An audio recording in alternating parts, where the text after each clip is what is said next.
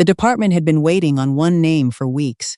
For 4 years in a row, Simone had been, checking the name list first. The room went quiet the moment Victor stepped to the front. For 3 years straight, Cecile had carried that clinic.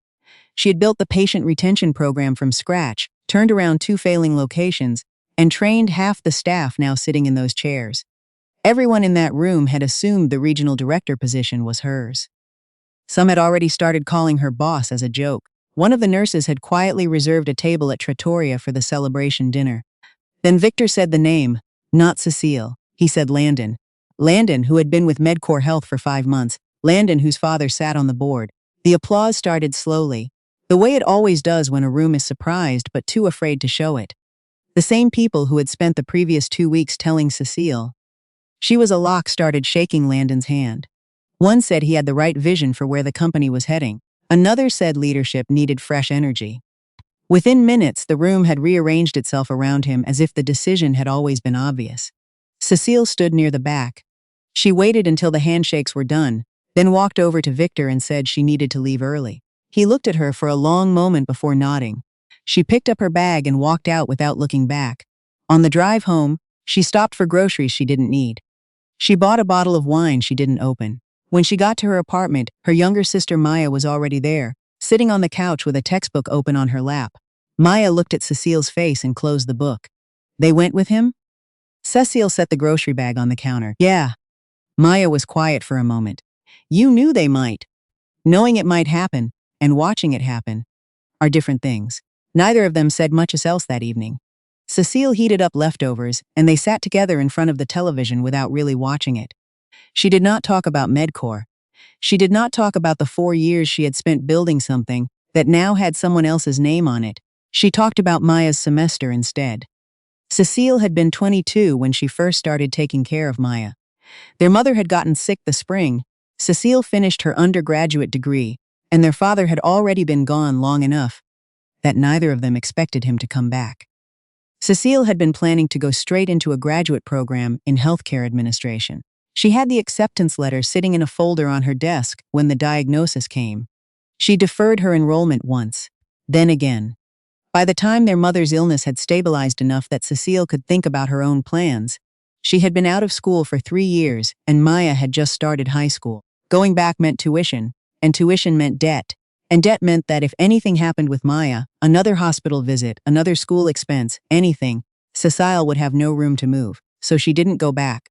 She took the best job she could find with the credentials she had, a patient coordinator position at a regional clinic group called Medcore Health, and told herself she would figure out the rest later. Medcore was not impressive when Cecile arrived. The Columbus location where she started was understaffed, behind on billing, and losing patients to a newer clinic 2 miles away. Her job was to schedule appointments, handle patient calls, and make sure the intake process didn't fall apart every time someone called in sick. It was not the career she had planned, it was the one she had. She did the work without complaining, but she paid attention to everything the job let her see. Patients were leaving for the other clinic, not because Medcore's care was worse, but because getting an appointment took too long, and the follow-up calls almost never happened. Cecile started tracking which patients had canceled in the last 60 days and hadn't rescheduled. She began calling them herself, outside her listed responsibilities, using gaps between her actual tasks. Her supervisor noticed after about 2 months. He asked what she was doing with the patient list. Cecile showed him the spreadsheet she had been building on her own time. The clinic had been spending money on advertising to bring new patients in, while losing existing ones to simple scheduling friction. She had recontacted 47 lapsed patients in 6 weeks. 31 had rescheduled. Her supervisor looked at the numbers and said he'd pass it along. A week later, Medcore's regional operations manager, Victor, came to the Columbus location for a routine visit. He asked to meet with whoever had put together the retention report. Cecile sat across from him in a conference room that still had a broken chair in the corner. Victor asked her 2 questions: how she had found the problem, and why she had fixed it without being asked. Cecile told him the same thing she told her supervisor. The clinic was paying to find new patients, while the ones it already had were leaving through the back door. It seemed like the wrong order. Victor looked at the spreadsheet again. He didn't offer her a promotion. He told her to keep doing it and gave her access to the data from 2 other locations. That was how it started. Over the next 2 years, Cecile built a patient retention system that Medcore hadn't known it needed. She identified the specific points where patients were most likely to disengage. After a referral that took too long, after a bill that wasn't explained clearly, after a missed follow-up call from a provider. She didn't redesign the entire clinic operation. She just made those moments visible and gave the staff a way to respond to them before a patient disappeared. The results were straightforward enough that even skeptical location managers couldn't argue with them. At the first clinic where Cecile tested a structured follow-up process, the 60-day patient retention rate improved by nearly 15%. At the second, it was 11. Victor brought her into the quarterly operations review to present the numbers. It was the first time she had been in a room with senior leadership. She had helped prepare materials for those meetings before. She had not been invited to attend them. After that meeting, her role changed. She was no longer a patient coordinator. Medcore gave her the title of Regional Patient Experience Specialist and assigned her a territory covering 4 locations. The title was longer than her previous one and paid slightly better. What it actually meant was that Cecile was now responsible for fixing problems that didn't have a clear owner anywhere else in the organization. She did the work. She drove between locations, sat with staff, reviewed call logs, and looked for the same kinds of friction she had found at the first clinic. Some problems were simple. Others had been building for years under layers of workarounds that nobody had ever cleaned up. Cecile cleaned them up. By her 3rd year at Medcore, 2 things were true. Her locations had the highest patient retention rates in the region, and almost none of the credit for that was attached to her name in any official record. When a location she had spent 6 months stabilizing was presented at a board meeting, the slide showed the location director's name and Victor's name. When a process she had built was rolled out across 3 new markets, the implementation memo listed the operations team. Cecile was thanked in passing at a department meeting and returned to her desk. She stayed because Maya still had 2 years of college left, and Cecile's salary was the reason that was possible. She stayed because she had built her entire professional record inside one company, and she didn't know how much of it would survive the translation to a new one. She stayed because she believed, for longer than she should have, that the right result would eventually produce the right recognition. In her 4th year, Medcore announced it was creating a new position, Regional Director of Patient Experience, overseeing all clinic operations across the territory. It was, in almost every practical sense, the job Cecile had already been doing without the title.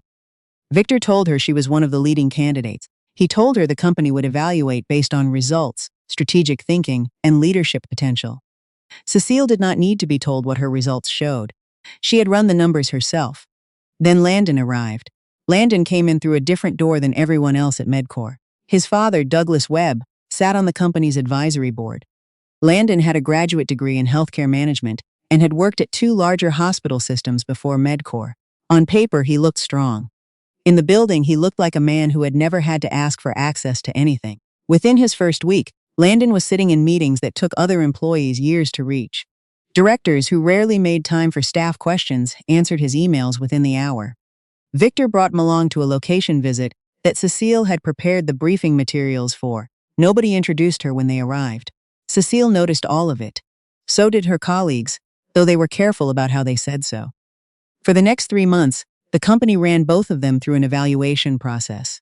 They were each given a set of underperforming clinics and asked to develop an improvement plan. Cecile's approach was the same one she had been refining for 4 years. She reviewed where patients were being lost, identified the specific points where the process was breaking down, and built a plan that addressed the causes rather than the symptoms. Landon's plan was broader.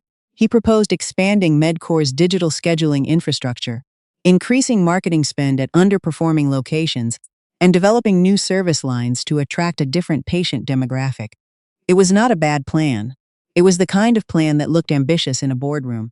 Cecile's plan produced better numbers during the evaluation period.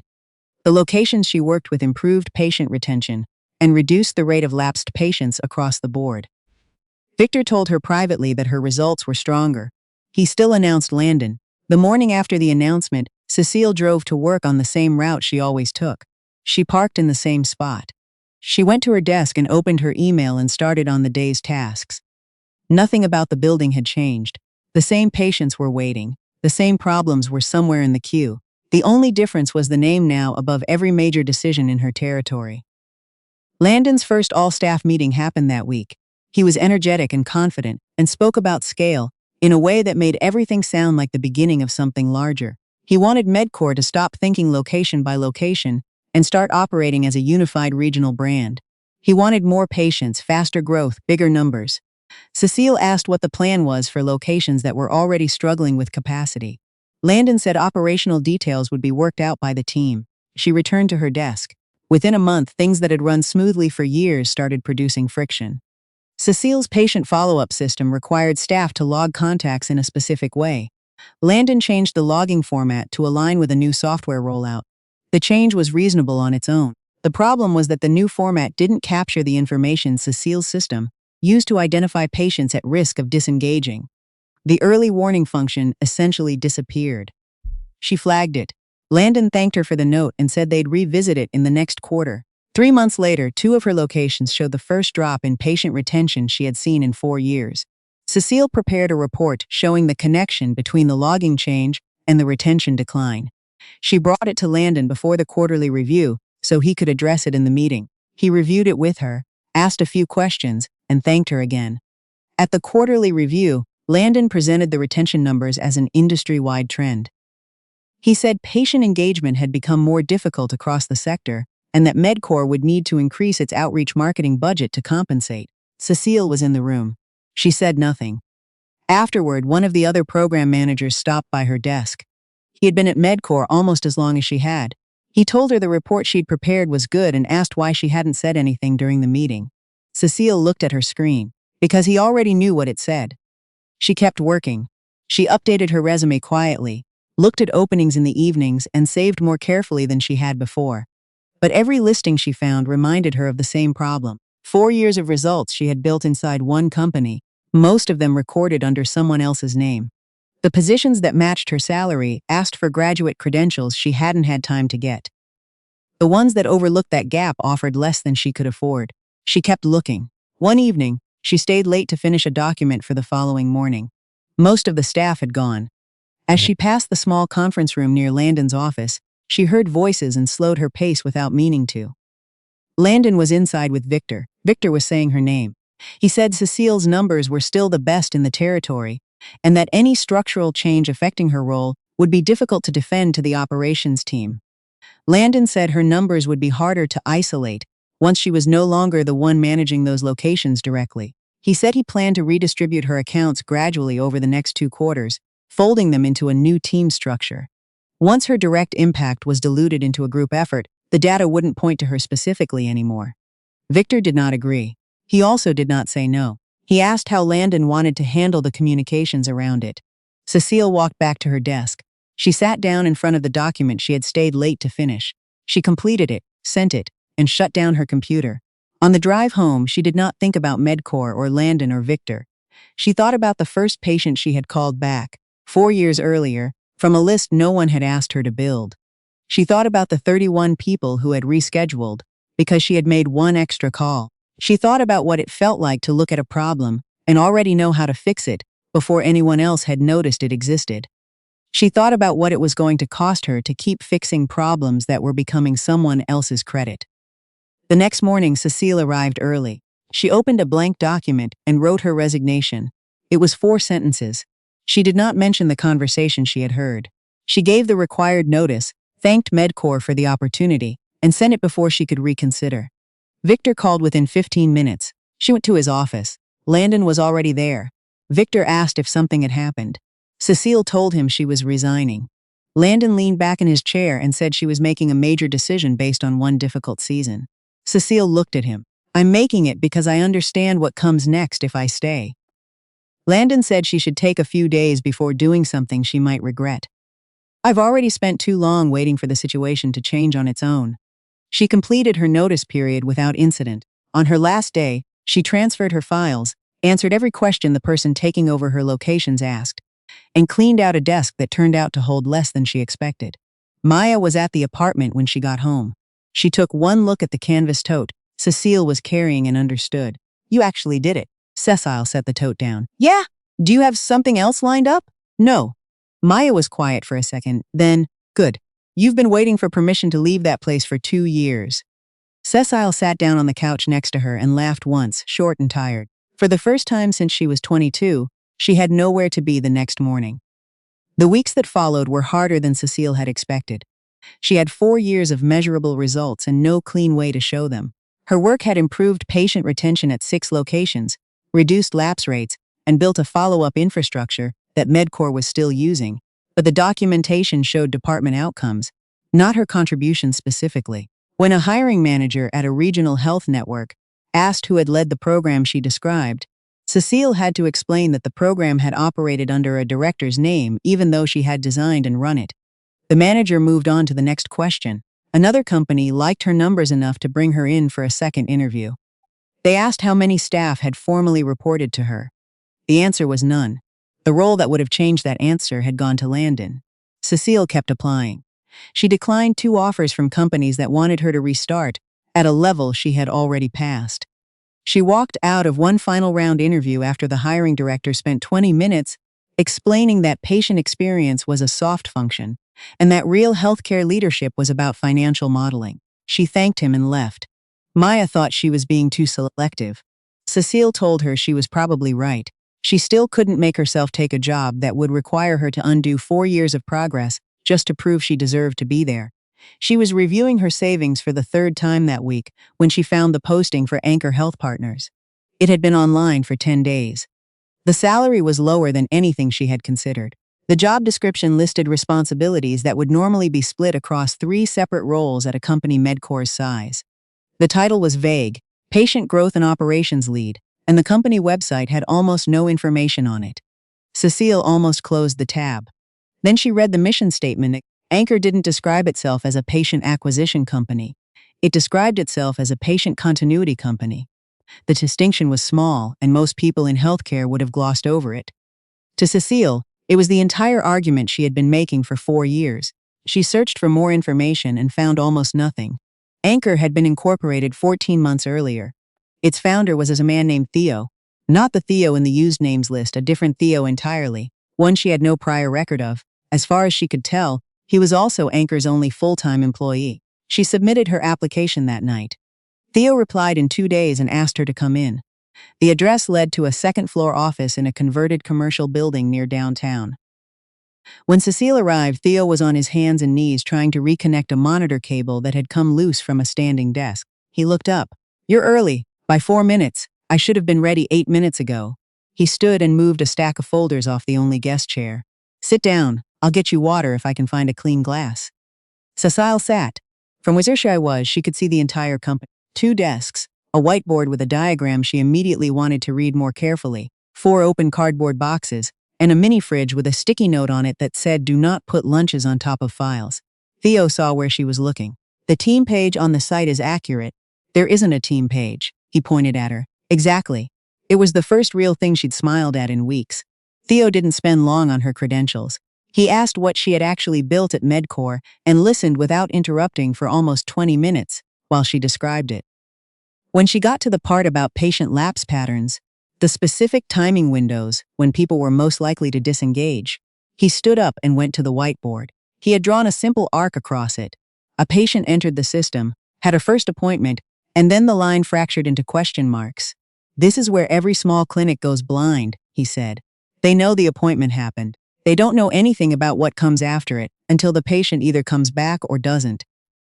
Cecile looked at the whiteboard. "That's the problem I've been trying to fix for 4 years." "I know. That's why I replied to your application in 2 days." Theo had spent the previous 3 years working as an operations consultant for independent medical practices. He had watched small clinics make the same decision over and over, spend more on marketing to replace the patients they were quietly losing, rather than figure out why those patients had stopped coming back. He had tried to explain the problem in every engagement. Most clients nodded and then increased their advertising budget anyway. He had eventually stopped consulting and started building.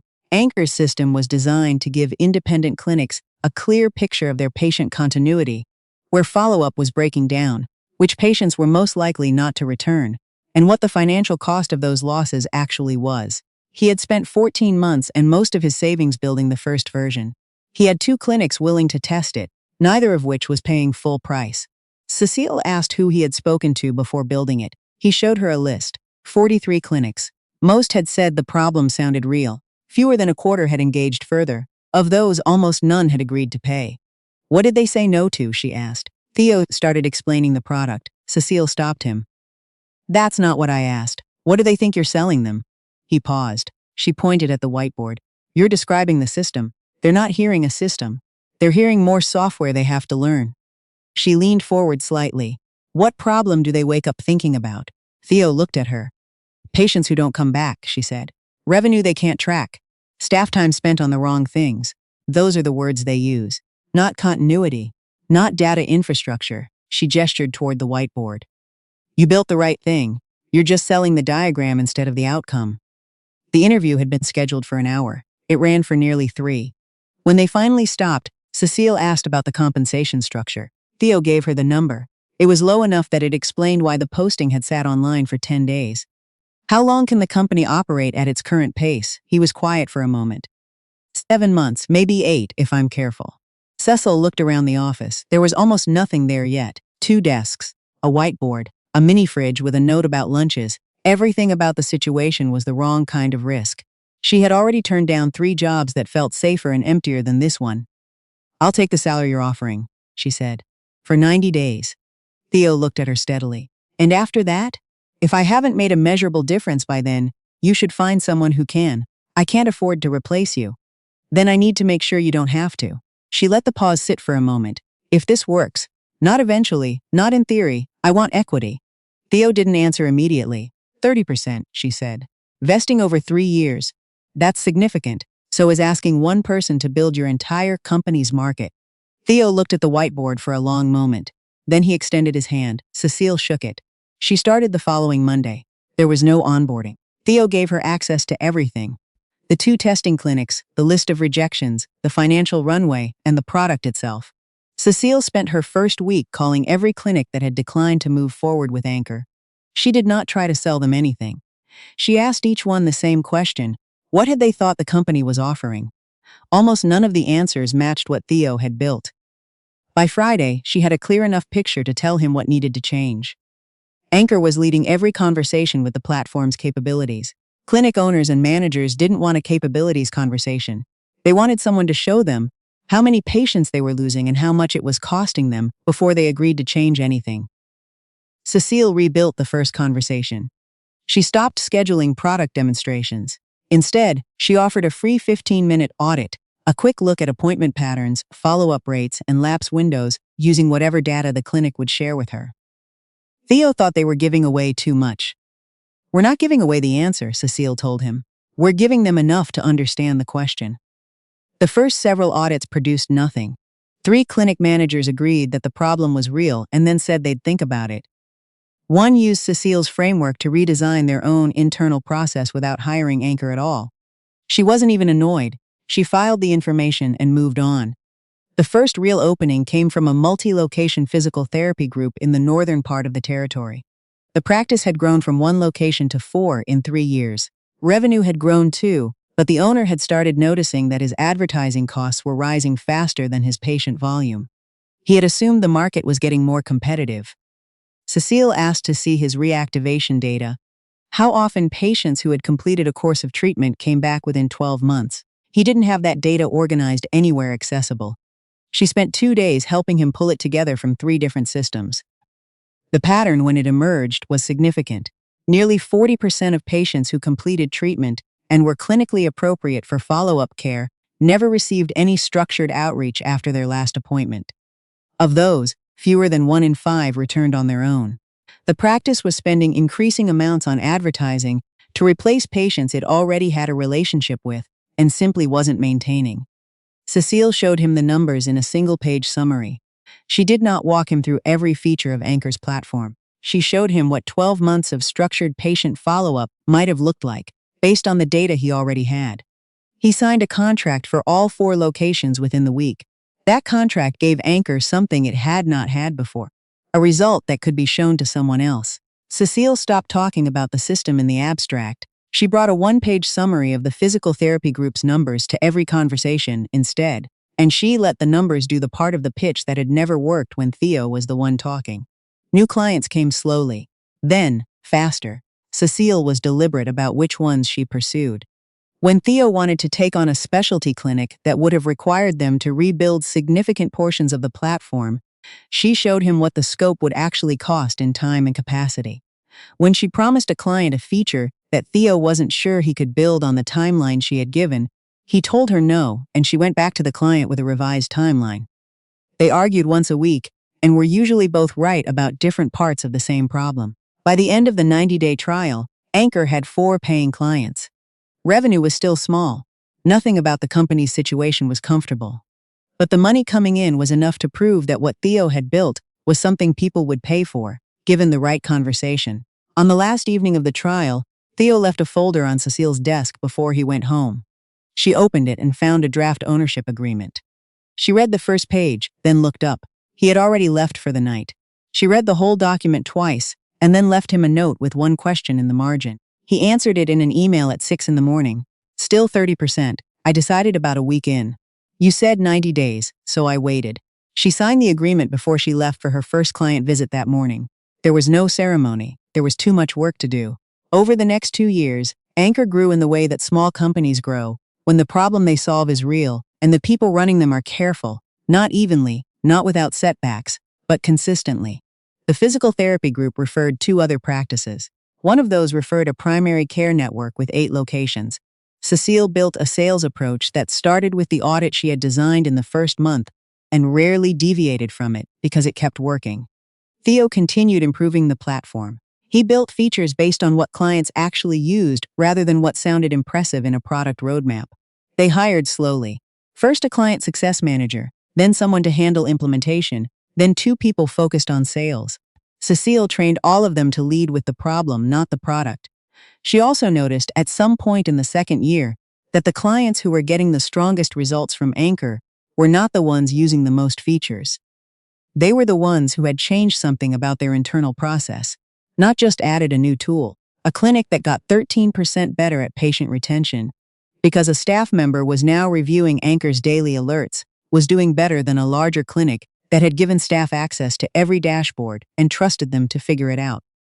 Cecile started looking at that pattern more carefully. The difference, when she traced it, came down to one variable: whether the clinic had changed what happened on the day a patient was flagged as at risk of disengaging. The practices that had built a specific response, a particular staff member, a particular message, a particular timing, outperformed the ones that had left the response up to whoever was least busy that morning.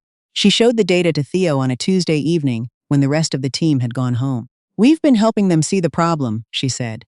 Some of them figured out how to act on it. Most didn't. We never told them how. Theo looked at the numbers across the 2 client groups. So we've been giving them a smoke detector but no fire protocol. More or less. They spent the next 6 months rebuilding the part of Anchor's service that happened after a client signed, the onboarding, the first 60 days, the point at which a clinic's staff was supposed to start using the system as something more than background infrastructure. Cecile designed the implementation process herself, based on what she had watched work and fail across their client base. The results shifted noticeably. Clients who went through the new onboarding process were retaining patients at rates 12 to 18% higher than clients who had signed before the change. Anchor's own client retention improved too. Practices that were getting strong results didn't leave. By the end of Anchor's 3rd year, the company was no longer trying to prove it could survive. It was figuring out how fast it wanted to grow. Medcore had not disappeared in the time Cecile was gone. The organization was still large, still well-known, and still operating across the same regional territory. But the patient experience function that Cecile had spent 4 years building had not survived her departure cleanly. Landon had restructured it twice in the first year. Victor had eventually taken back some of the operational decisions and installed a consultant to do what Cecile had done, at considerably higher cost. The retention numbers had not recovered. Cecile knew some of this because former colleagues stayed in touch. She knew more of it because Anchor had started crossing paths with Medcore in the market. 2 clinics that had previously had Medcore partnerships reached out to Anchor because the outcomes weren't there. Cecile handled those conversations carefully. She did not say anything about her history with Medcore. She showed them the physical therapy group's numbers and let them decide. Both signed. By Anchor's 4th year, the company was looking at ways to grow faster than its current pace allowed. The strongest opportunity in the territory involved multi-location clinic networks, practices large enough to benefit significantly from Anchor's system and stable enough to become long-term accounts. Reaching them one at a time was slow. Theo and Cecile had been discussing acquisition options for several months when their advisor added Medcore to the list. Cecile looked at the name for a long time before she said anything. Theo watched her. "I can take it off, don't." Medcore had the clinic relationships Anchor needed. It had experienced staff, operational infrastructure, and a name that still carried weight in the region. What it no longer had was a working approach to the problem Anchor had built its entire business around. The patient experience function was underfunded and fragmented. Major accounts had left. The advisory board had started asking questions about the growth strategy that Victor couldn't answer cleanly. Anchor had the answer Medcore couldn't find. Medcore had the reach Anchor hadn't built yet. The numbers worked. Cecile spent 6 weeks reviewing Medcore's financials before she let herself believe they worked, and then she reviewed them again. When she was satisfied, she told Theo she wanted to move forward. He asked if it felt strange. She thought about it for a moment. "Differently than I expected. We can structure it so you're less visible in the early conversations." No. She had spent enough of her career being less visible. She wasn't doing it voluntarily now. The negotiations ran for most of a month. Medcore's board believed the organization was worth more than Anchor's initial offer reflected. They were not wrong about the assets. They were wrong about what those assets were worth without a strategy to make them work. Cecile went through every major account, every service line, every contract with a renewal date in the next 18 months. When a number looked better than the financials justified, she said so. When an account looked weaker than the summary suggested, she explained why she knew. Victor, who sat in on 2 of the negotiation sessions, recognized her voice before he recognized her face. He had been on the phone when she entered the conference room. When he looked up and registered who she was, he set the phone down without finishing the sentence. Landon was not in those sessions. He had moved into a different role 18 months earlier, after Medcore's board had quietly asked Victor to remove him from operational leadership. Victor had done it gradually, over a quarter, in a way that didn't look abrupt from the outside side. The final terms gave Anchor a controlling interest in Medcore. The patient experience operations that Cecile had originally built would be rebuilt under Anchor's model. Medcore's clinic relationships would become Anchor's fastest path into markets that would have taken years to enter otherwise. Some services would continue. Others would be restructured. The board would answer to new leadership. On the morning the agreement was finalized, Cecile read the signature page twice before she signed. Theo signed after her. There was no celebration at the table. The announcement went to Medcore's staff on a Wednesday. Most had known the company was in conversations with outside investors. Few had known who the buyer was until that morning. Cecile entered the building through the same entrance she had used for 4 years. The lobby had been repainted. The desk where the front coordinator sat had a different chair. The hallway leading to the main conference area was the same. She walked in alongside Theo and 2 members of Anchor's operations team. The room was fuller than she expected. She recognized most of the faces. A few of them recognized her immediately. She watched the moment of realization move across the room in small increments. Victor was standing near the front. He held her gaze for a moment and then looked away. Theo introduced the Anchor team and then introduced Cecile. Her title was co-founder and chief operating officer of Anchor Health Partners, the company that had just acquired Medcore. She placed her documents on the table and sat down. 4 years earlier, she had left that building with a canvas tote and nothing lined up.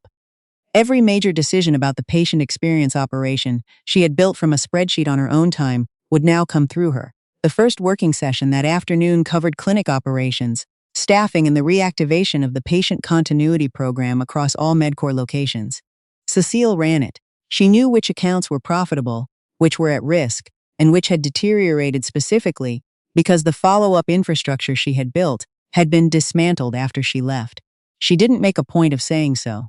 The current numbers said it clearly enough. Victor asked one careful question about the timeline for restoring certain program functions. Cecile answered it directly, without the layer of deference she had once applied to every room she sat in with him. The months that followed were not easy. Medcore's staff had operated under a different set of priorities for 4 years, and systems that had once been second nature to Cecile required rebuilding for people who had never used them. Some employees adapted quickly. Others needed time. A few left. Cecile stayed at it. She reviewed accounts personally when she needed to.